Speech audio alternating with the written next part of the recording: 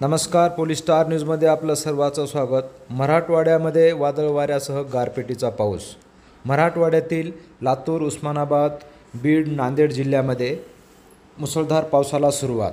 काही ठिकाणी गारपीट होऊन ठिकठिकाणी मुसळधार पाऊस, यामध्ये वादळ वाऱ्यासह मुसळधार पावसाला सुरुवात झाली.